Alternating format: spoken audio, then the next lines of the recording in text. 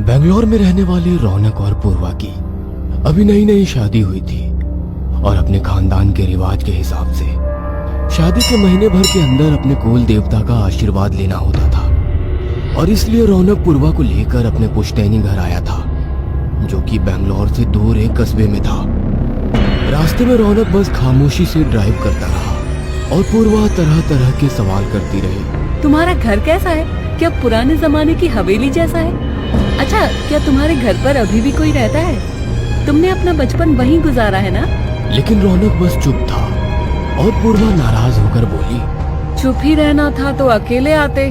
तभी रौनक ने गाड़ी रोकी और बोला, घूंघट कर लो, मेरा गांव बस अब शुरू हो रहा है। जल्दी रौनक ने अपनी गाड़ी एक बड़ी सी हवेली के सामने रोकी और गाड़ी से उतरा। उसके साथ ही पूर्वा भी उतरी और उसने आसपास देखा तो सब कुछ बिल्कुल वीरान सा था। पूर्वा को वो जगह बड़ी मायूस लग रही थी। तभी एक बूढ़ा वहां से गुजरा और रौनक उससे बोला, अरे शंभू काका, आपने मुझे पहचाना नहीं? मैं रौनक। लेकिन वो बूढ़ा रौनक और उसके साथ खड़ी पूर्वा को बस घूर कर देखता चला गया। पूर्वा को ये सब बहुत अजीब लग रहा था। पूर्वा रौनक का हाथ पकड़ती हुई बोली, रौनक, क्या यहाँ रहना जरूरी है? हम किसी और जगह रह लेते हैं ना, वहीं से कुलदेवी के मंदिर जाकर पूजा कर लेंगे। नहीं पूर्वा, यहाँ घबराने जैसा कुछ नहीं है। असल में क्या है ना, ये गांव का पिछला हिस्सा है, इसलिए सुनसान हो गया है। लोग आगे की तरफ जाकर बस गए हैं। तुम मेरे साथ आओ। इतना कहकर रौनक ने पूर्वा का हाथ पकड़ा और उसे लेकर हवेली के बड़े से दरवाजे के पास गया और उस टूटे फूटे दरवाजे से होते हुए वो अंदर गया। हवेली के बाहर बड़ा सा बगीचा था जो अब बिल्कुल उजड़ चुका था। बड़ी बड़ी घास उग गई थी और हवेली भी बहुत जर्जर स्थिति में थी। दीवारों से सारे रंग उखड़ चुके थे।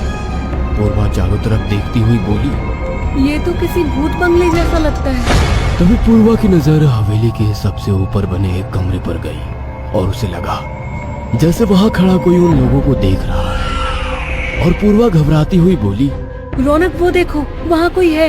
और रौनक ने उस तरफ देखते हुए कहा, यहाँ कोई नहीं है पूर्वा। इस जगह पर सालों से कोई नहीं रह रहा। मेरी माँ के मौत के बाद ये जगह बिल्कुल ही वीरानी है। बल्कि माँ भी अपने अंतिम दिनों में मेरे साथ ही थी, यहाँ नहीं।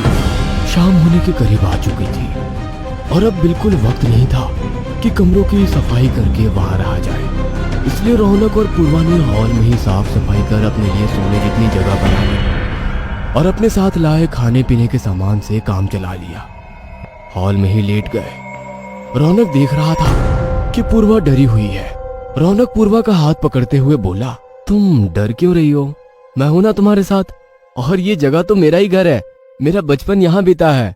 और पूर्वा रौनक को गले लगाती हुई बोली, वो सब तो ठीक है रौनक, लेकिन इस जगह की हालत तो देखो, यहाँ लाइट तक नहीं है। वो तो अच्छा हुआ हम अपने साथ टॉर्च ले आए। रौनक पूर्वा को शांत करता हुआ बोला, ये सब छोड़ो, अभी हम हमारी बात करते हैं। इतने में ऊपर वाले कमरे से कुछ जोर से गिरने की आवाज आई और रौनक और पूर्वा दोनों हड़बड़ाकर उठकर बैठ गए।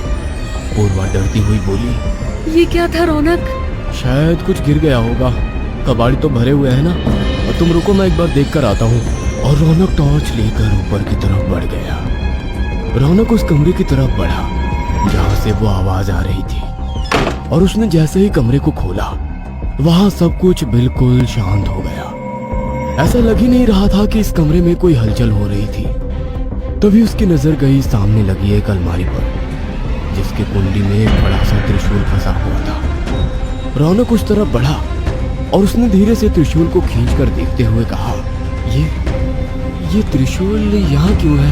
तभी उसे पूर्वा की चीख की आवाज सुनाई दी और वो भागता हुआ नीचे की तरफ बढ़ा। दूसरी तरफ रौनक के जाते ही पूर्वा को ऐसा लगा जैसे उसके बगल में कोई बैठा हुआ है और किसी के सांसों की गर्मी पूर्वा को अपने चेहरे पर महसूस हो रही थी। पूर्वा ने चौंकते हुए अपने बगल में देखा तो कोई नहीं था। पूर्वा धीरे से बोली, कौन है यहाँ? उसको लगा जैसे उसके कान में कोई बोला है, तुम्हारी मौत। ये सुनकर पूर्वा चीख पड़ी और पूर्वा के चीख की आवाज से रौनक भागता हुआ उसके पास आया। क्या हुआ पूर्वा, तुम चीखी क्यों? पूर्वा अजीब तरह से मुस्कुराकर बोली, कुछ नहीं रौनक, मुझे ऐसा लगा जैसे यहाँ कोई बिल्ली थी। तुम आओ ना, तुम लेट जाओ, मैं तुम्हारे पैर दबा देती हूँ, तुम बहुत थक गए हो। उसके बाद पूर्वा ने रौनक को जबरदस्ती लिटा दिया और उसके पैर दबाने लगी और बड़े प्यार से रौनक की तरफ निहारने लगी। रौनक मुस्कुराकर बोला, क्या बात है पूर्वा, तुम्हारा ये रूप, इसके बारे में मुझे नहीं पता था। हाँ, अभी तो तुम देखते जाओ मेरे कितने रूप हैं। तुमने मुझे मेरा रूप दिखाने का मौका ही कहाँ दिया। रौनक आंख बंद करके लेट चुका था और पूर्वा अजीब नजरों से रौनक की तरफ देखकर मुस्कुरा रही थी। अगली सुबह जब पूर्वा जागी तो उसने देखा हवेली का हिस्सा काफी साफ सुथरा हो चुका था और रौनक वहां नहीं था। तभी उसकी नजर अपने सामान पर पड़ी। उसका बैग खुला हुआ था और उसकी सारी चीजें बिखरी हुई थी। साथ ही साथ उसकी शादी का वो दुपट्टा जो मंदिर जाने के लिए लेकर आई थी, वो पूरा जला हुआ था। ये क्या हुआ? तभी उसे बाहर से रौनक की आवाज आई, पूर्वा, क्या तुम जाग चुकी हो? अब जल्दी जाकर नहा लो, हमें मंदिर के लिए निकलना है। और पूर्वा उस दुपट्टे को वापस बैग में रखती हुई नहाने के लिए चली गई। पूर्वा के जाते ही उसका बैग का चेन अपने आप खुल गया और उसके सारे सामान निकलकर इधर उधर बिखर गए और पूर्वा की शादी से जुड़ी सारी चीजें धू धू करके जलने लगी। उधर से गुजरते हुए रौनक ने जब ये सारी चीजें देखी तो वो हैरान रह गया। उसने जल्दी जल्दी किचन से पानी लाकर आग को बुझाया और बोला, ऐसे कैसे हो गया? तभी उसने देखा सामने से मुस्कुराती हुई पूर्वा आ रही है। पूर्वा, ये सब कैसे हो गया? दरअसल किचन में जो माचिस रखी थी ना, वो सील गई थी, तो बस मैं जला जला कर देख रही थी, तो शायद यहाँ कोई चिंगारी चली गई होगी और मेरा ध्यान नहीं गया होगा। एनीवेज ये सब चीजें इम्पोर्टेंट नहीं है, सामान ही तो है। चलो ना, थोड़ी देर तुम और मैं बाहर बैठते हैं। रौनक पूर्वा के इस अजीब बिहेव पर हैरान था, लेकिन वो चुपचाप पूर्वा के साथ चला जा रहा था। बाहर दरवाजे के पास लगे बड़े से आईने के सामने से गुजरते हुए रौनक के कदम जहाँ थे वहीं थम गए, क्योंकि उसने देखा कि आईने में उसकी परछाई तो दिख रही है, लेकिन पूर्वा नहीं दिख रही थी। रौनक कभी घबराकर पूर्वा की तरफ देखता, कभी आईने की तरफ। तभी पीछे से उसे पूर्वा की आवाज सुनाई दी, ओह गॉड, ये क्या हुआ रौनक? मेरी चीजें कैसे जल गई? रौनक ने घबराकर पीछे देखा तो उसने पाया कि पूर्वा परेशान से अपनी चीजों को देख रही है। रौनक भागता हुआ उसके पास गया। तुम यहाँ हो तो मेरे साथ कौन था? तुम्हारे साथ? मैं तो अभी नहा कर आई हूँ। मुझे लगता है तुम सही कह रही थी पूर्वा, यहाँ कुछ तो गड़बड़ है, क्योंकि पहले कल रात जिस तरीके से तुमने मेरे साथ बिहेव किया और फिर अभी। कल रात को तो मुझे याद ही नहीं, तुम्हारे जाने के बाद हुआ क्या? शायद माँ जो कहती थी सही कहती थी। एनीवे पूर्वा, जल्दी चलो, हमें यहाँ से अभी के अभी निकलना होगा।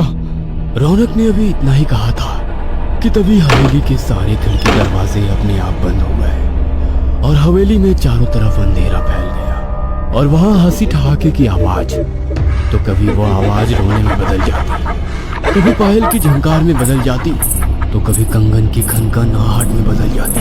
पूर्वा और रौनक को ऐसा लगने लगा था जैसे कोई तेजी से उनके इर्द गिर्द नाच रहा है। और पूर्वा बोली, रौनक, ये सब क्या हो रहा है? तभी रौनक और पूर्वा के सामने एक काला साया उभरने लगा और पूर्वा डरते हुए रौनक के पीछे जाकर खड़ी हो गई और इन दोनों के देखते ही देखते वो काला साया एक लाल साड़ी वाली औरत में बदल गया। उसका चेहरा बुरी तरीके से झुलसा हुआ था और उसके चेहरे से खून और कीड़े टपक रहे थे। पूर्वा को उसे देखकर घिन आने लगी थी। तू आखिर तुम मुझे पहचान गए पतिदेव? और उसने जैसे ही रौनक को पतिदेव कहा, पूर्वा हैरानी से बोली, रौनक, क्या तुम इसे जानते हो? कौन है ये? इससे पहले रौनक और कुछ बोलता, रौनक को लगा जैसे किसी ने उसे तेजी से धक्का दिया है और रौनक दूर जाकर गिर गया और वो लाल साड़ी वाली औरत तेजी से पूर्वा के पास आई और उसका गला पकड़ती हुई बोली, मैं तुझे बताती हूँ मैं कौन हूँ। मैं हूँ कनकलता, रौनक की बीवी, उसकी असली बीवी, जिसे उसने शादी के 2 दिन बाद ही छोड़ दिया और हमेशा के लिए चला गया। यह सुनकर पूर्वा हैरानी से रौनक की तरफ देखने लगी। इस वक्त पूर्वा को डर नहीं लग रहा था, बल्कि रौनक के लिए नफरत हो रही थी। कनकलता, छोड़ दो पूर्वा को। इसमें पूर्वा की कोई गलती नहीं है, ये सब मेरी गलती है। देखो, मैं तो तुमसे शादी नहीं करना चाहता था, बल्कि मैं तो शादी ही नहीं करना चाहता था। मैं तो अपनी पढ़ाई करना चाहता था, अपना करियर बनाना चाहता था। वो तो माँ ने मेरी शादी तुमसे जबरदस्ती करा दी, लेकिन जबरदस्ती शादी तो हो गई, लेकिन मैं तुम्हें अपनी पत्नी नहीं मान पाया और मैं चला गया। वहां जाकर मुझे पूर्वा से प्यार हुआ और कुछ दिनों पहले हमने एक दूसरे से शादी कर ली है। देखो, मैं मानता हूँ कि तुम्हारी मौत के बाद भी मैं नहीं आ पाया। मैंने पति का कोई धर्म नहीं निभाया, इसलिए मुझे सजा दो, लेकिन इसमें पूर्वा की कोई गलती नहीं है। तुम्हें जो करना है मेरे साथ करो, इसे छोड़ दो। रौनक, तुमने मुझसे इतनी बड़ी बात छुपाई। पूर्वा, तुम भी मुझे माफ कर दो। मुझे तुमसे ये सब नहीं छुपाना चाहिए था, लेकिन मेरे लिए ये सब चीजें इम्पोर्टेंट नहीं थी, क्योंकि मेरा और उसके बीच पति पत्नी वाला कोई संबंध नहीं था। बल्कि मैं तो शादी के 2 दिन बाद ही यहाँ से चला गया था। उसके कुछ दिन बाद मुझे माँ का फोन आया कि रसोई में खाना बनाते हुए कनकलता के साड़ी में आग लग गई और उस आग में जलकर वो मर गई। लेकिन मेरे अंदर इतना गुस्सा भरा था कि मैं नहीं आया। कुछ दिनों बाद ही माँ का फोन आया कि हवेली में कुछ अजीबोगरीब चीजें हो रही है और माँ अभी यहाँ नहीं रहना चाहती थी और मेरे पास आ गई। वहाँ आकर कुछ समय बाद माँ की भी मौत हो गई और फिर मेरा यहाँ आना कभी नहीं हुआ। लेकिन मैं ये नहीं समझ पाया कि माँ किस अजीब गरीब चीजों की बात कर रही थी। कनकलता रौनक को गुस्से में घूरते हुई बोली, साड़ी में आग लगने से मेरी मौत नहीं हुई रौनक, बल्कि तुम्हारे घर वालों ने मुझे मारा था, क्योंकि उन्हें जब लगा कि मैं उन लोगों की पोल पट्टी खोल दूंगी सबके सामने कि तुम मुझे बीवी की तरह नहीं अपनाते और इन लोगों ने धोखे से हमारी शादी करवाई है, तो इन लोगों की बदनामी होगी। और इसलिए तुम्हारी माँ ने अपने नौकरों के साथ मिलकर मुझे जलाकर मार डाला था और मेरी लाश को मेरे ही कमरे की अलमारी में बंद कर दिया था। गाँव में अफवाह फैला दी कि मैं भाग गई हूँ। मैंने उन नौकरों की जान तो ले ली अपने बदले के लिए, लेकिन तुम्हारी माँ उससे पहले यहाँ से भाग गई और जाते जाते वो त्रिशूल के जरिए मुझे उस अलमारी में कैद कर गई। लेकिन जब तुमने त्रिशूल को निकालकर मुझे आजाद किया, तो अब होगा मेरा बदला पूरा। देखो, मुझे इस बारे में कोई आइडिया नहीं था। तुम्हें जो सजा देनी है मुझे दे दो। तुम अपनी मौत का बदला मुझसे ले लो, लेकिन पूर्वा को छोड़ दो। लेकिन कनकलता इनकार करती हुई बोली, मुझे तुम चाहिए, मेरा पति, और वो इसकी जान लेने के बाद ही संभव है। इतना कहकर कनकलता ने पूर्वा के गले पर अपनी पकड़ मजबूत करने लगी और रौनक को समझ नहीं आ रहा था कि अब वो क्या करे और कैसे वो पूर्वा की जान बचाए। तो फिर रौनक को कुछ याद आया और वो भागता हुआ ऊपर कनकलता के कमरे में गया। अपने सामने अलमारी देखी जिसमें से उसने कल रात त्रिशूल निकाला था। रौनक ने जैसे ही उस अलमारी को खोला, उसमें से सड़ी गली हड्डियां एक कपड़े में लिपटी हुई बाहर गिरी, जिससे साफ पता चल रहा था कि ये कनकलता की हड्डियां है। और कनकलता शायद अब तक इसलिए भटक रही थी क्योंकि उसे मुक्ति नहीं दी गई थी। रौनक ने बिना देर किए उस कमरे के फर्नीचर और लकड़ियों को जमा किया और उसकी लाश में आग लगा दिया। जैसे ही कनकलता की हड्डियों में आग लगी, वो धूं धूं करके जलने लगी। नीचे पूर्वा पर कनकलता की पकड़ ढीली पड़ गई और चीखने लगी। कनकलता की चीख से वो हवेली ही नहीं, पूरा गांव कांपने लगा था। देखते ही देखते वो आग कमरे से निकलकर पूरी हवेली में फैलने लगी। रौनक भागता हुआ नीचे आया तो उसने देखा कि नीचे पूर्वा बेहोश पड़ी है और आग इससे पहले कि पूरी हवेली तक फैल जाती, रौनक ने पूर्वा को अपनी बाहों में उठाया और हवेली से लेकर भाग गया। कुछ ही देर में वो पूरी हवेली किसी चिता की तरह धूं धूं करके जलने लगी और रौनक ऊपर आसमान की तरफ देखते हुए बोला, तुम्हारे साथ जो हुआ उसका मुझे अफसोस है कनकलता, लेकिन मुझे उम्मीद है अब तुम्हें मुक्ति मिल जाएगी। मैंने एक पति होने का दायित्व निभाया है और तुम्हें अग्नि के हवाले कर दिया है। तुम्हारी आत्मा को शांति मिले। इतना कहकर रौनक पूर्वा को लेकर गाड़ी में पिछली सीट पर लेटाया और बिना पीछे मुड़े ही शहर की तरफ लौट गया। थोड़ी देर बाद पूर्वा को होश आया और वो पिछली सीट पर उठकर बैठ गई। रौनक ने पूछा, तुम्हें होश आ गया? तुम अच्छा महसूस कर रही हो अब? इतना बोलते ही रौनक की नजर सामने लगे कांच पर पड़ी, क्योंकि सामने मिरर में वो अपना चेहरा तो देख पा रहा था, लेकिन पूर्वा उसे नहीं दिख रही थी। जैसे ही रौनक ने पीछे पलटकर देखा, पूर्वा के होठों पर एक गहरी मुस्कुराहट थी अचानक सामने से आती ट्रक से रौनक की गाड़ी की जोरदार टक्कर हुई और उसकी गाड़ी खाई में गिर गई और पीछे से आवाज गूंजी, अब मेरा बदला पूरा हुआ है और अब मिली है मुझे मुक्ति पतिदेव। आधी रात के वक्त सुनसान जंगल में जहां हाथों हाथ नहीं दिख रहा था, वहां एक दूसरे के हाथ को थामे 3 दोस्त बड़ी तेजी से भागते जा रहे थे, जिनमें से 2 लड़के और 1 लड़की थी। भागते भागते वो एक बड़े से इमली के पेड़ के नजदीक पहुंचे और वहां खड़े होकर जोर जोर से सांस लेने लगे। चारों तरफ देखने लगे और उनमें से एक लड़का बोला, मुझे समझ नहीं आ रहा, हम कहां जाएं? यहाँ तो हर तरफ मौत नजर आ रही है मुझे। और तभी उनके साथ वो लड़की जोर से चीख पड़ी और वो ऊपर की तरफ देख रही थी और चीख रही थी। बाकी दोनों ने भी जब ऊपर देखा तो वो भी चीखने लगे, क्योंकि वहां उनकी एक दोस्त की लाश जले हुए कंडीशन में लटकी हुई थी और उसके मुंह से कुछ टपक रहा था। और इन तीनों के ऊपर देखते ही उसने अपनी आंखें खोली और मुस्कुरा उठी। इससे पहले कि ये तीनों वहां से भाग पाते, उसकी लाश इन तीनों के ऊपर गिर पड़ी। कुछ घंटे पहले दोनों तरफ दूर दूर तक फैला हुआ जंगल और उस जंगल के बीच में सड़क पर तेजी से भागती हुई वो खुली जीप। उसमें बैठे 4 दोस्त, रीवा, सिमरन, गौरव और पंकज। रीवा दोनों तरफ दूर दूर तक फैले हुए जंगल को देखती हुई बोली, गाइस, मुझे बहुत डर लग रहा है। देखो, हर बार लक काम नहीं आता। तुम लोगों को लगता है कि ऐसी बातें सिर्फ मन गढ़ंत होती है, लेकिन मैंने सुना है इस जंगल में ना एक श्रापित गांव है और वहाँ आत्माओं का बसेरा है। और रीवा की बात पर बाकी तीनों हंसने लगे। पंकज बोला, अरे रीवा, तुम ना बहुत ज्यादा डरपोक हो। सच में हम इतनी जगह गए हैं, इतनी सारी अफवाहों को सुनकर कभी कुछ हुआ है क्या? यहाँ भी कुछ नहीं होगा। लोगों ने इसी तरह से बस एक फालतू बात बनाकर रखी है। वरना तुम ही सोचो, जो गांव अंग्रेजों के जमाने से श्रापित माना जा रहा है, उसे कभी किसी ने क्यों देखा नहीं?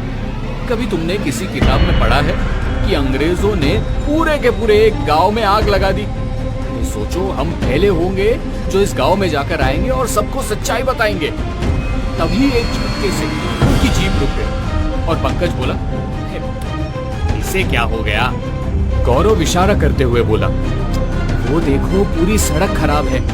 मुझे लगता है अब इसके आगे जीप नहीं जा पाएगी, हमें पैदल ही जाना होगा। गौरव की बात पर सब अपना अपना बैग अपने कंधे पर लटका कर उतर गए और जंगल के भीतर पैदल ही कदम बढ़ाने लगे। शाम होने लगी थी, हल्का हल्का अंधेरा छाने लगा था और जंगल में छोटे मोटे जानवरों की आवाज गूंज रही थी। तभी रीवा को लगा जैसे कोई उसके पीछे से गुजरा है। उसने घबरा कर पीछे देखते हुए कहा, यहाँ कोई है हमारे अलावा? सिमरन पीछे पलटकर देखते हुए बोली, लगा तो मुझे भी ऐसा था। इन लड़कियों की बात पर दोनों ही लड़के हंसते हुए बोले, सच में तुम लड़कियां ना सच में बहुत डरपोक हो। इन दोनों लड़कों की बात पर रीवा और सिमरन गुस्से में अपना कदम आगे बढ़ाते हुए बोली, हाँ हाँ, हम डरपोक ही हैं। पंकज मजे लेते हुए बोला, डरपोक नहीं हो तो ठीक है, तुम दोनों एक साथ और हम दोनों एक साथ जा रहे हैं। देखते हैं पहले उस गांव को कौन ढूंढता है। और सिमरन ने भी एटीट्यूड में आकर बोला, ठीक है। और इतना कहकर सिमरन रीवा को लेकर आगे बढ़ गई। काफी आगे जाने के बाद रीवा ने डरते हुए कहा, कहीं बड़बोले बन के कुछ ज्यादा तो नहीं बोल गए? मुझे तो डर लग रहा है। सिमरन कुछ और कहती, उससे पहले उन्हें बैलों की घंटी की आवाज सुनाई दी और साथ में घोड़ों के टॉप की भी। ऐसा लग रहा था बहुत से बैलगाड़ी टमटम गुजर रहे हैं। वो आवाज उनके नजदीक आती जा रही थी। सिमरन ने जल्दी से रीवा का हाथ पकड़ा और एक तरफ एक पेड़ के पीछे जाकर छुप गई, लेकिन उन्हें कुछ दिख नहीं रहा था, आवाज ही सुनाई दे रही थी। तभी सामने अचानक उड़ते हुए धूल और पत्ते दिखे और ऐसे लगा जैसे बहुत सारे घोड़े और बैलों का झुंड वहां से गुजरा है। और देखने लगी, लेकिन साफ आंखों से कुछ नहीं देख पाए। और ये देखकर रीवा ने डर कर सिमरन का हाथ पकड़ लिया और बोली, ये क्या था सिमरन? सिमरन बोली, पता नहीं, पर समझ नहीं आया कहीं यहाँ के बारे में जो अफवाहें हैं वो सच तो नहीं ना। तभी उनके कंधे पर किसी ने हाथ रखा हो ऐसा महसूस हुआ और उन्होंने चीखते हुए पीछे देखा। पीछे एक बूढ़ा खड़ा था जिसका आधा चेहरा जला हुआ था और वो इन दोनों को देख रहा था। उस बूढ़े ने पूछा, कौन हो तुम दोनों? उस बूढ़े को देखकर दोनों लड़कियां डर गईं। रीवा धीरे धीरे से सिमरन के कान में बोली, ये कौन है? सिमरन ने कहा, मुझे क्या पता, इसी से पूछते हैं उस गांव के बारे में, लेकिन सीधा नहीं पूछेंगे, ऐसे दिखाते हैं कि हम खो गए हैं। और फिर सिमरन ने हिम्मत करके कहा, जी हम रास्ता भटक गए हैं। यहाँ आसपास कोई घर या कोई गांव है जहाँ हम आज की रात रुक सके? और उसकी बात पर वो बूढ़ा मुस्कुराते हुए बोला, बस तुम सही दिशा में जा रही हो, कुछ ही कदम आगे गांव है, आओ मेरे साथ, मैं भी वहीं जा रहा हूँ। बूढ़ा आगे चलने लगा। सिमरन और रीवा उसके पीछे चल रहे थे। रीवा बोली, आपने यहाँ बैलों की और घोड़ों की आवाज सुनी क्या? लेकिन कुछ दिख नहीं रहा। वो बूढ़ा पीछे पलटकर इन दोनों को देखकर बोला, यहाँ बहुत कुछ दिखता है लेकिन होता कुछ नहीं। उसकी अजीब बात पर रीवा को घबराहट होने लगी और उसने सिमरन से कहा, सिमरन, इसके पीछे जाना ठीक होगा क्या? अभी अभी हमने जो देखा है उसके बाद। सिमरन बोली, जंगल में भटकने से तो अच्छा है ना कि आज की रात कहीं रुक जाए, और वैसे भी पता नहीं वो गौरव और पंकज कहाँ है। दोनों लड़कियां उस बूढ़े के पीछे पीछे उस गांव तक पहुंच चुके थे। उस गांव को देखकर ये दोनों ही हैरान थे, क्योंकि वहां बहुत सारे लोग थे। बच्चे, बूढ़े, जवान सब अपने काम में थे। बच्चे खेल रहे थे कि उस गांव को देखकर ऐसा लग रहा था कि वो समय में बहुत पीछे है, अभी के समय से उसका कोई लेना देना नहीं है। सिमरन ने कहा, ऐसा लगता है जैसे लोग कभी गांव से बाहर ही नहीं निकलते। उस बूढ़े ने दोनों लड़कियों को झोपड़ा दिखाते हुए इशारा किया, वहां चली जाओ, वहां तुम लोग इंतजार करो, मैं तुम लोगों के खाने पीने की व्यवस्था करवाता हूँ। रीवा और सिमरन दोनों ही आसपास खेलते हुए बच्चों को देखकर झोपड़े की तरफ बढ़ गए और झोपड़े में जाकर बैठ गए। ये लोग अभी वहां बैठे ही थे कि झोपड़ी का दरवाजा बंद हो गया। रीवा और सिमरन दोनों ही डर कर उठकर खड़ी हो गई और एक दूसरे की तरफ देखते हुए बोली, ये क्या था? अचानक बाहर से चिल्लाने की आवाज सुनाई दी। उन्होंने खिड़की से बाहर झांक कर देखा तो चारों तरफ आग लगी हुई थी। इन दोनों को देखते ही देखते सब जलकर खाक हो गए।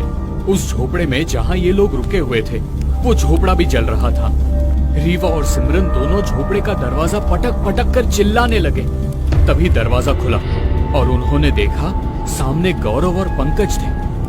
उन दोनों को देखकर इनकी जान में जान आई। गौरव और पंकज ने कहा, अरे तुम दोनों यहाँ क्या कर रही हो? ये क्या है? रीवा बोली, ये वही श्रापित गांव है, यहाँ सब कुछ माया है, हाँ हम फंस गए हैं। और पंकज ने कहा, अरे कुछ नहीं होगा, भागो यहाँ से। गौरव ने तुरंत रीवा का हाथ पकड़ा और वहां से भागा। उसके पीछे ही पंकज भाग रहा था। वो लोग उस गांव से काफी आगे आ चुके थे। तभी पंकज ने कहा, सिमरन कहाँ है? उन्होंने देखा सिमरन उनके साथ नहीं थी। रीवा जोर जोर से रोती हुई बोली, कहीं सिमरन वही तो नहीं रह गई, अब हम क्या करेंगे? तभी उन्होंने देखा उनके पीछे आग लगे हुए घोड़े दौड़कर आ रहे थे। ये देखकर ये तीनों वहां से जान बचाकर भागे। भागते हुए पंकज ने कहा, एक बार यहाँ से बच जाते तो फिर सिमरन को ढूंढ लेंगे। ये दोनों वहां से भागते हुए जंगल में काफी अंदर आ चुके थे और एक बड़े से इमली के पेड़ के नीचे पहुंचकर उन्होंने देखा वो आग लगे हुए घोड़े गायब थे। ये तीनों वहां खड़े हो गए और जोर जोर से सांसें लेने लगे। तभी रीवा को अपने ऊपर कुछ टपकता हुआ दिखाई दिया। उसने ऊपर देखा तो जोर से चीख पड़ी। रीवा के चीखते ही उन दोनों लड़कों ने भी ऊपर देखा तो उन दोनों की आंखें भी खौफ से फटी की फटी रह गई, क्योंकि उस इमली के पेड़ के ऊपर सिमरन की जली हुई लाश लटक रही थी। वहां उसके मुंह से कुछ टपक रहा था। इन तीनों को देखते ही देखते सिमरन ने अपनी आंखें खोली और उसकी लाश इनके ऊपर गिरी। रीवा और गौरव जल्दी वहां से हटे, लेकिन पंकज के ऊपर सिमरन की लाश गिर गई थी। इन दोनों ने पंकज को उसकी लाश के नीचे से निकालने की कोशिश की, लेकिन देखते ही देखते पंकज की लाश जमीन के अंदर समा चुकी थी। रीवा जोर जोर से चिल्ला रही थी और गौरव ने उसके मुंह पर हाथ रखते हुए कहा, अरे चुप रहो, चिल्लाओ मत। यहाँ कहाँ क्या है कुछ समझ नहीं आ रहा। यहाँ से निकलते हैं, चलो भागो। पहले सिमरन और पंकज, तुम्हें लगता है कि हम यहाँ से निकल पाएंगे? ये सब क्या हो रहा है? फिक्र मत करो, हम यहाँ से निकलेंगे और जरूर निकलेंगे। चलो भागो। गौरव ने रीवा का हाथ पकड़ा और पूरे जी जान से वो वहां से भाग गए। भागते हुए वो दोनों एक बड़े से दरवाजे के पास पहुंचे। गौरव ने उस तरफ देखते हुए कहा, लगता है वो गांव यहाँ खत्म हो रहा है। अगर हम यहाँ से एक बार बाहर निकल गए तो हम जिंदा बच जाएंगे।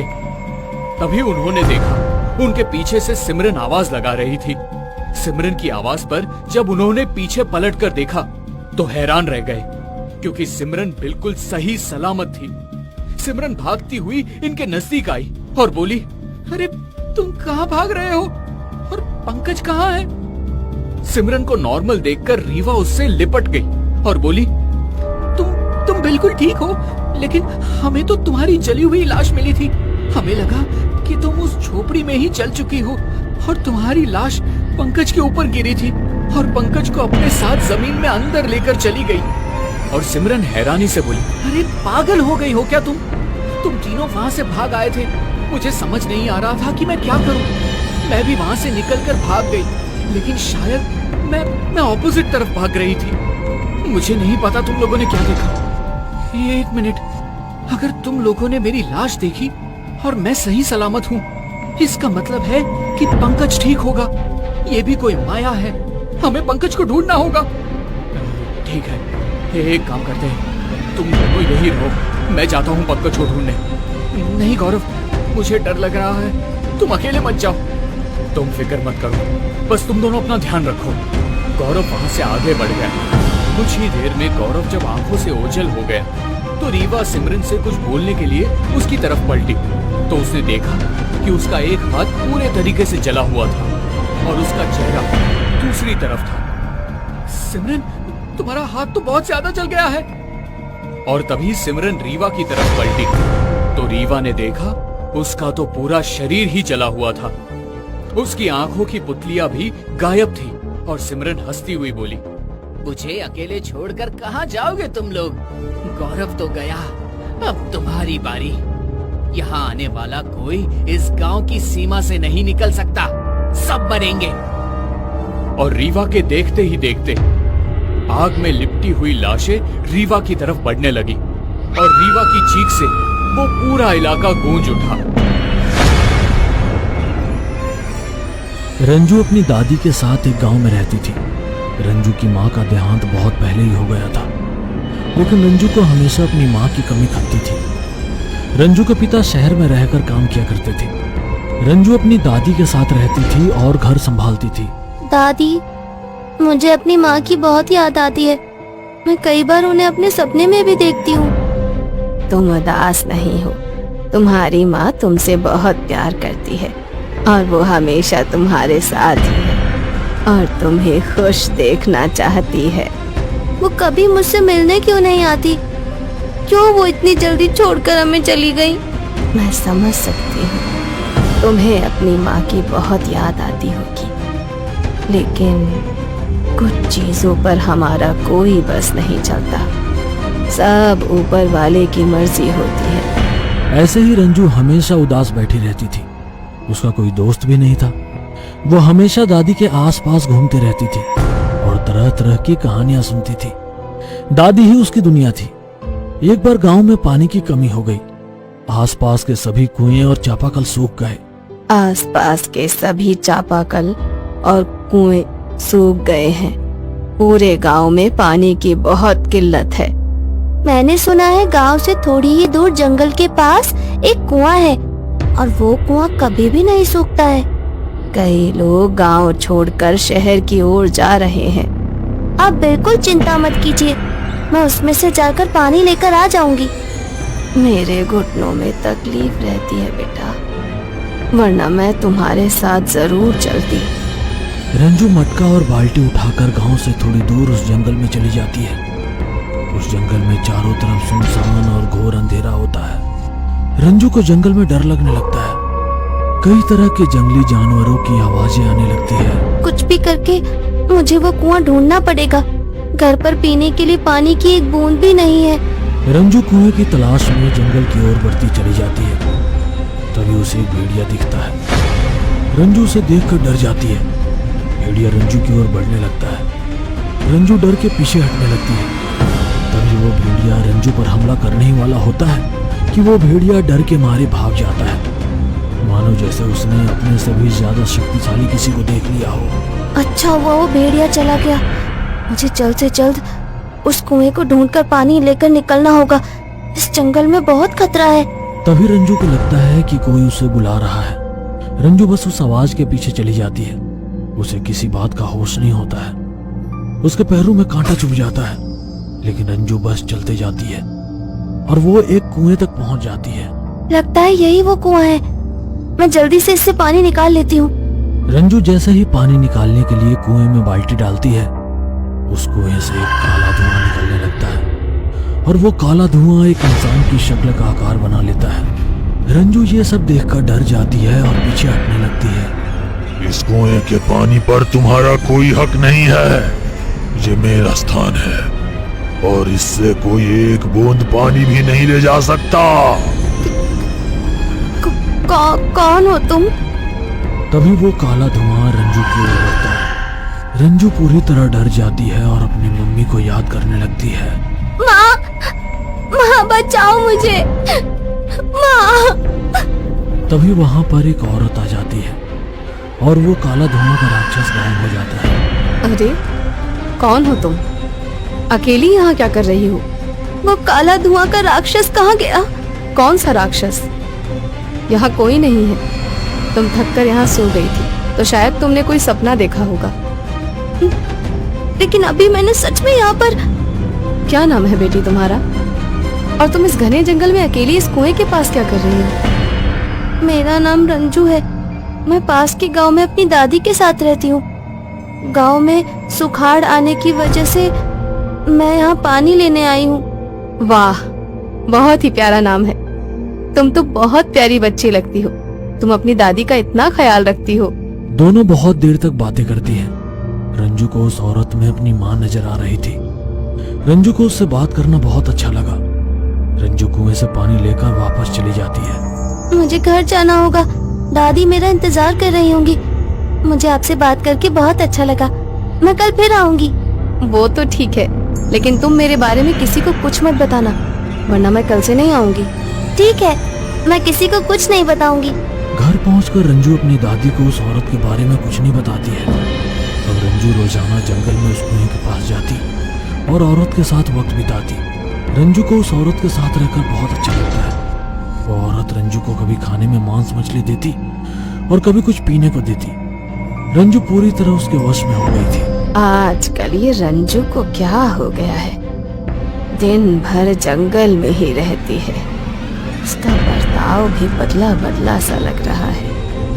कहीं कुछ गड़बड़ तो नहीं? तभी वहां रंजू आ जाती है। रात के 10 बज रहे हैं।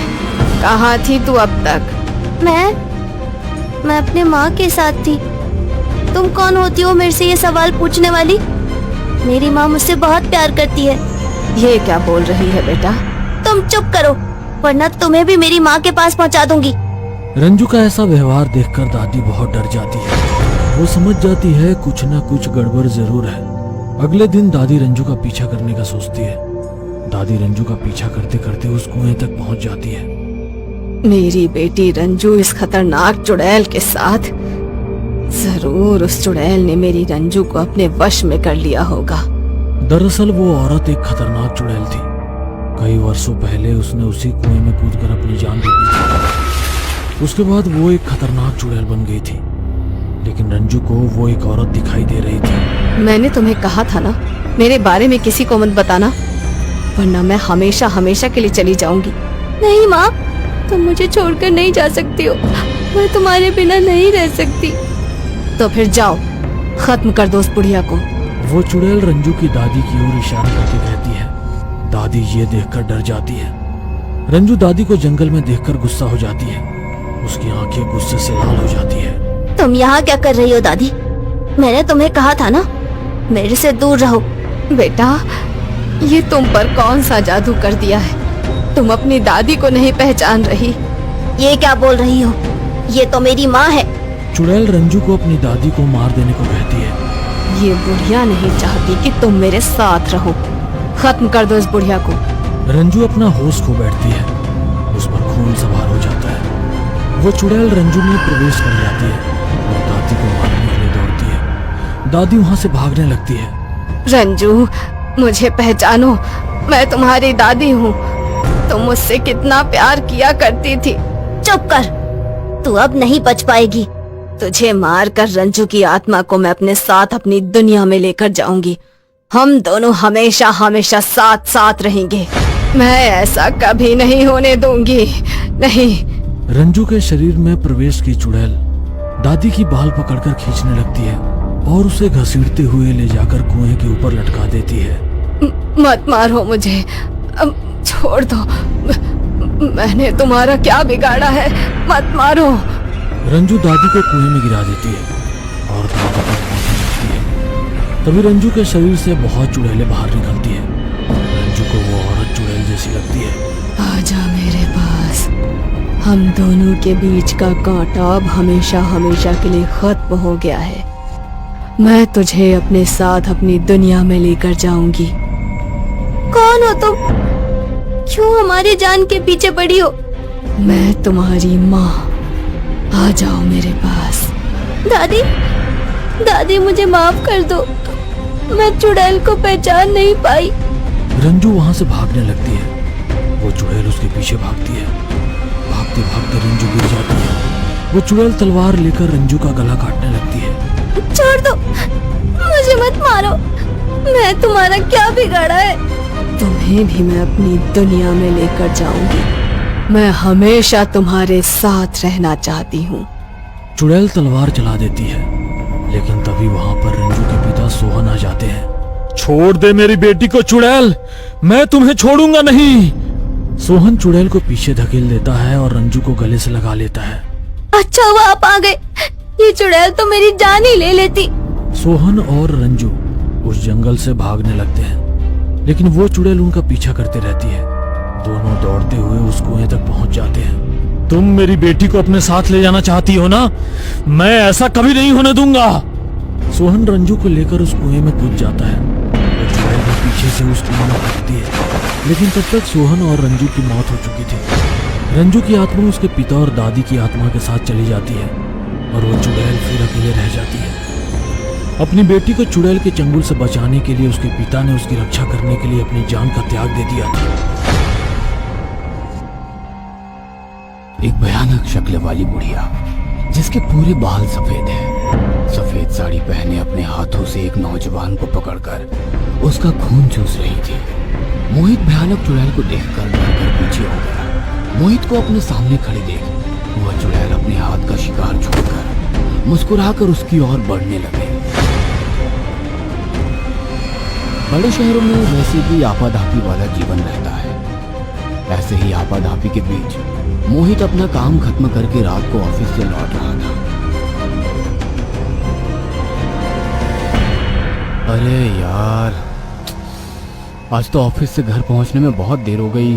11 बज रहे हैं। एक तो सड़ी हुई गर्मी के दिन, ऊपर से मंथ एंडिंग में टारगेट की चिंता। वहां पर पापा के साथ खेती बाड़ी करके सुकून से जीवन बिताऊं। ऑफिस से घर पहुंचने में कम से कम आधे घंटे का समय तो और लगेगा। मोहित अपनी धुन में गाड़ी चलाता हुआ जा रहा था। तभी अचानक उसके सामने एक साया सा गुजरा। एक पल के लिए तो वो डर गया था, मगर फिर उसे लगा कि शायद उसका कोई वहम होगा। कुछ दूर चला ही था कि उसके सामने एक लड़की लिफ्ट मांगने के लिए खड़ी थी। मोहित ने ठीक उसके सामने जाकर अपनी गाड़ी के ब्रेक लगाए। लड़की दिखने में बहुत ही खूबसूरत थी। मोहित उसकी खूबसूरती में खो गया। वह एक तक उसे देख रहा था, यहाँ तक कि उसने ये भी नहीं पूछा को यहाँ पर क्या कर रही हो? कुछ ही सेकंड्स के बाद उस लड़की की आवाज से उसकी तंद्रा टूटी। मेरा नाम रागिनी है, क्या आप मेरी मदद कर सकते हैं? मोहित थोड़ा संयत होता हुआ बोला, हाँ हाँ, क्यों नहीं, बताइए मैं आपकी क्या मदद कर सकता हूँ? मैं कल ही जयपुर शिफ्ट हुई हूँ, मुझे यहाँ के बारे में कुछ ज्यादा पता नहीं है। आज ऑफिस से निकलने में भी लेट हो गई। इतनी रात को यहाँ से कोई साधन भी नहीं मिल रहा है और हॉस्टल भी नहीं जा सकती। क्या आज की रात आप मेरे कहीं रुकने का इंतजाम कर सकते हैं? कल सुबह अपने लिए कुछ और दूसरा इंतजाम कर लूंगी मैं। मोहित सोचने लगा कि आधी रात को इसे कहा लगा था। कुछ सोच समझकर उसने कहा, वैसे तो मैं घर पर अकेला रहता हूँ, यदि आपको कोई ऐतराज ना हो तो आप मेरे साथ मेरे घर पर चल सकती हैं। कल सुबह आपको जहाँ जाना होगा वहाँ छोड़ दूंगा। और कोई चारा भी नहीं है, यदि आपको कोई परेशानी नहीं तो मैं आपके साथ चलने को तैयार हूँ। रागिनी की सहमति के बाद मोहित ने उसे इशारे में अपनी मोटरसाइकिल पर बैठने के लिए कहा। मोहित के कहने पर रागिनी उसकी मोटरसाइकिल पर आकर बैठ गई और मोहित के कंधे पर हाथ रख दिया। उसका हाथ एकदम बर्फ सा ठंडा था। उसके छूने से मोहित सिहर गया। उसे लगा शायद इतनी रात में यहाँ खड़ी थी, इस कारण इसके हाथ ठंडे हो रहे हैं। ये पहला मौका था कि कोई लड़की मोहित की बाइक पर बैठी हो। मोहित ने खुद को नॉर्मल किया और मोटरसाइकिल स्टार्ट की। मोटरसाइकिल स्टार्ट होने के साथ ही एक झटका लगा। रागिनी का हाथ तब मोहित के कंधे से उतरकर उसकी कमर पर आ चुका था। मोहित को भी रागिनी का स्पर्श अनजाना सा सुकून दे रहा था। बिना कुछ बोले दोनों मोहित के घर पहुंच गए। आप कुछ लेंगे क्या? चाय, कॉफी या कोई स्नैक्स? रागिनी ने नाम में सिर हिलाया। अकेला हूँ तो बेडरूम, हॉल, किचन ही है। ऐसा कीजिए, आप मेरे बेडरूम में सो जाइए, मैं यहाँ हॉल में सो जाऊंगा। आप क्यों तकलीफ करते हैं? बस एक ही रात की तो बात है, मैं यहाँ सोफे पे आराम से सो जाऊंगी। अरे नहीं नहीं, आप हमारे मेहमान हैं, आपका कंफर्ट हमारी प्रायोरिटी है। आप खामखा तकल्लुफ कर रहे हैं, मेहमान नहीं मैं तो। कहते हुए रागिनी खामोश हो गई और उसके चेहरे पर रहस्यमय मुस्कुराहट आ गई। मोहित अपने कमरे में जाकर सो गया और रागिनी वही सोफे पर थी। कुछ देर के बाद जैसे ही मोहित की नींद लगी, उसे अपने करीब किसी के होने का एहसास हुआ। वह घबरा कर उठ गया। रागिनी उसके करीब बैठकर उसके बालों को सहला रही थी। उसका सर और मोहित का सर एकदम करीब था। मोहित उसकी सांसों की गर्मी को अपने चेहरे पर महसूस कर पा रहा था। अचानक उसकी दिल की धड़कन बढ़ गई।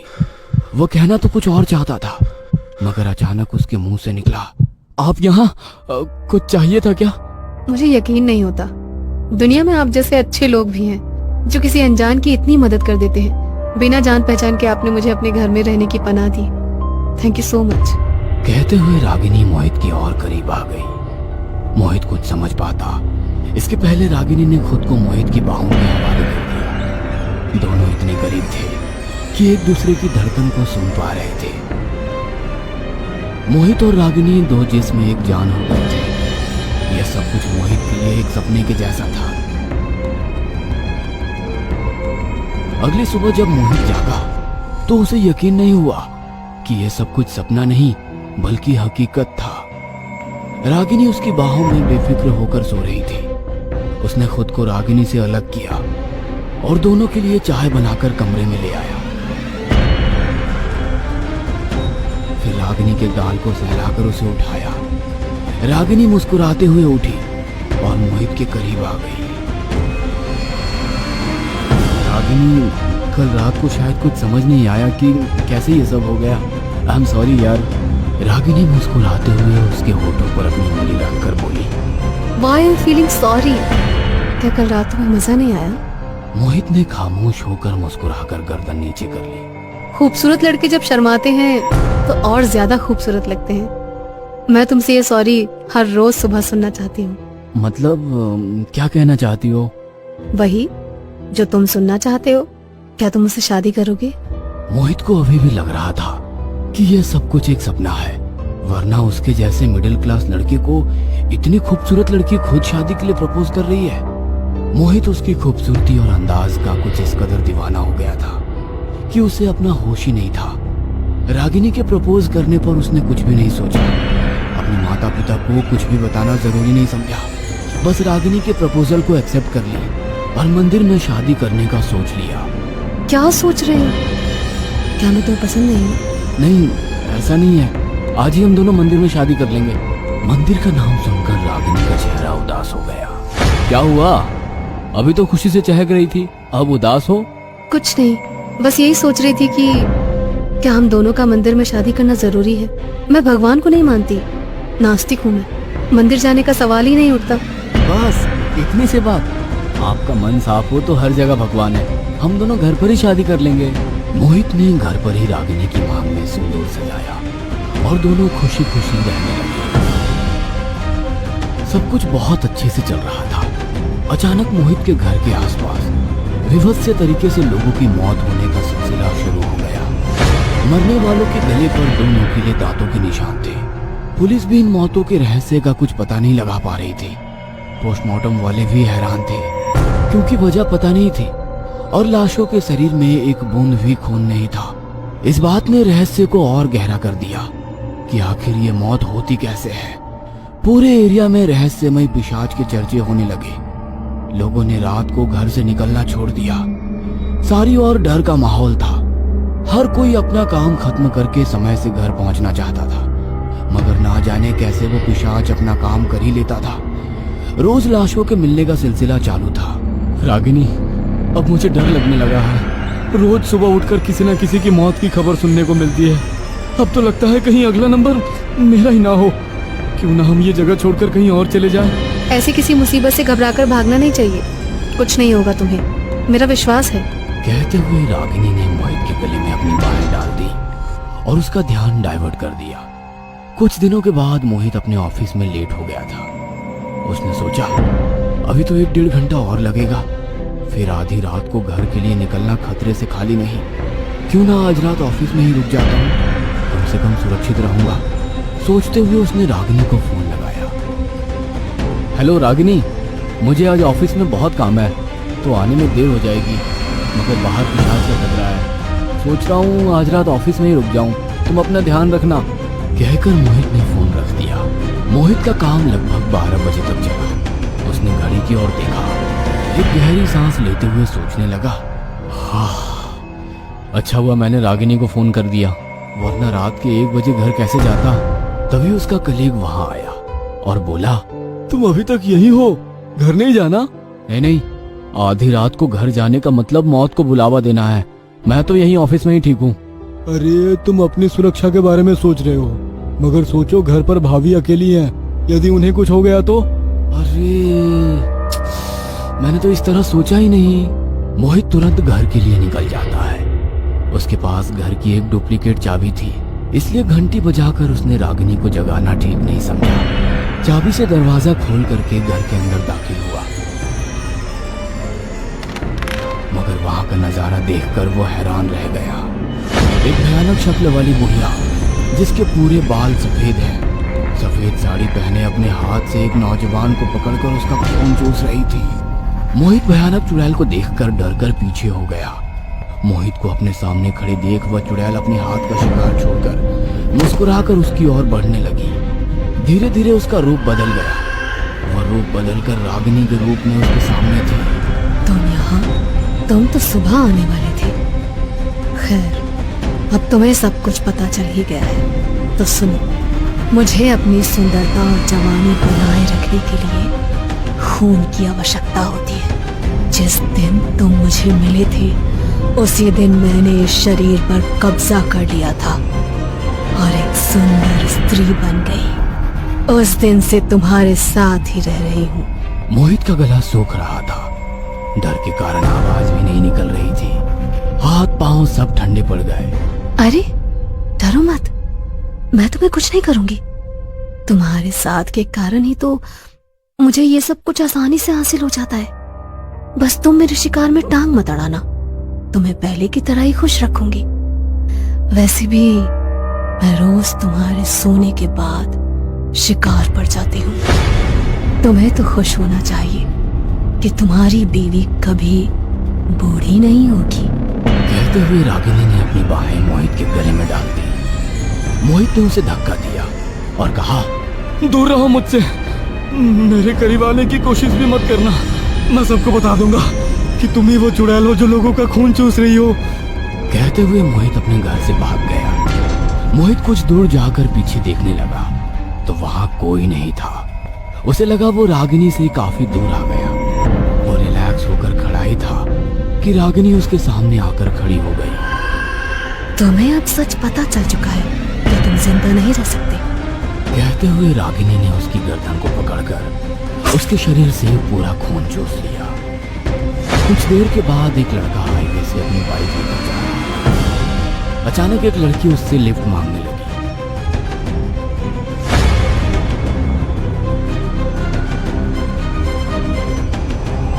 वैसे तो कहा जाता है कि किसी की बद्दुआ नहीं लेनी चाहिए। किसी की बद्दुआ हमारे लिए बहुत हानिकारक हो सकती है और कभी कभी तो इस बद्दुआ के परिणाम दिल दहला देने वाले होते हैं।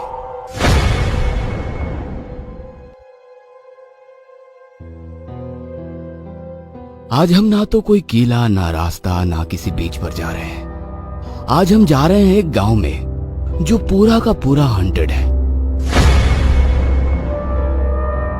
राजस्थान के गोल्डन सिटी जैसलमेर से 18 किलोमीटर की दूरी पर बसा हुआ ये कुलधारा गांव है। कहने के लिए तो ये गांव है, मगर यहाँ कोई आदमी छोड़ो परिंदा भी पर नहीं मारता। राजस्थान में मेरे साथ जो मेरा दोस्त था उसी का भाई रहता था यहाँ, जो हमें कुलधारा गांव दिखाने ले आया था।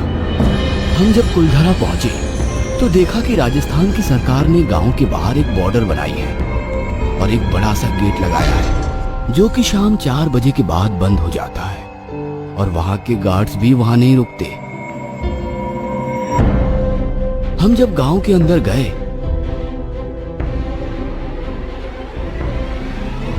तो हमने देखा कि यहाँ की गांव की रचना बहुत ही बढ़िया थी। रास्ते, नालों की व्यवस्था बहुत ही अच्छी थी। वहां के कुछ घरों में हमने जाके देखा तो हमें लगा ही नहीं कि हम किसी रेगिस्तान इलाके में हैं। यह सब देखकर हमारे मन में उन लोगों के प्रति एक अलग ही छाप बन रही थी। तभी दोस्त का भाई बोला, बहुत सालों पहले जब राजा महाराजाओं का राज चलता था तब यहाँ पालीवाल ब्राह्मण रहा करते थे। ये लोग काफी होशियार थे। इनकी होशियारी आपको घर और गांव की रचना से पता चल ही रहा होगा। हाँ, घर और गांव देखकर तो लग रहा है कि ये लोग तो उस जमाने से भी आगे की सोच रखते थे, मगर ये फिर गांव बंजर कैसे हुआ? राजस्थान के राजा का एक प्रधान था, सलीम सिंह, जो कि बहुत क्रूर और निर्दयी था। जब वो छोटा था तब उसके पिता का राजद्रोह के आरोप में गला रौंद दिया गया था। इसीलिए बचपन से उसमें नफरत कूट कूट कर भरी थी। कुलधरा गांव की जहांगीर सलीम सिंह के इलाके में आती थी।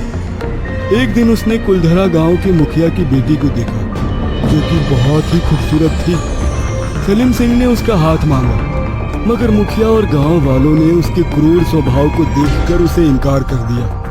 प्रधान को इस बात का बहुत गुस्सा आया।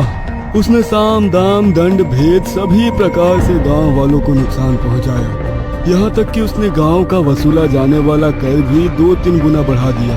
मगर पाली वालों में एकता थी और वही उनकी ताकत थी। एक बार सभी ने फैसला कर लिया कि गांव की बेटी किसी निर्दयी के हत्थे नहीं चढ़ेगी तो नहीं चढ़ेगी। अब गांव वालों के पास 2 रास्ते थे, या तो वो लड़की को उसके हवाले कर दे या फिर प्रधान के आक्रमण के लिए तैयार रहे। सभी गांव वालों ने मिलकर ये फैसला किया कि आज रात ही सब लोग गांव खाली करके चले जाएंगे, मगर अपनी बेटी को उसके हवाले नहीं करेंगे। वो लोग कहाँ जाकर बसे, उनका क्या हुआ, किसी को कुछ पता नहीं। मगर जाते जाते उन्होंने इस गांव को बद्दुआ दी कि इस गांव में रहने वाला कभी भी खुश नहीं रह सकता।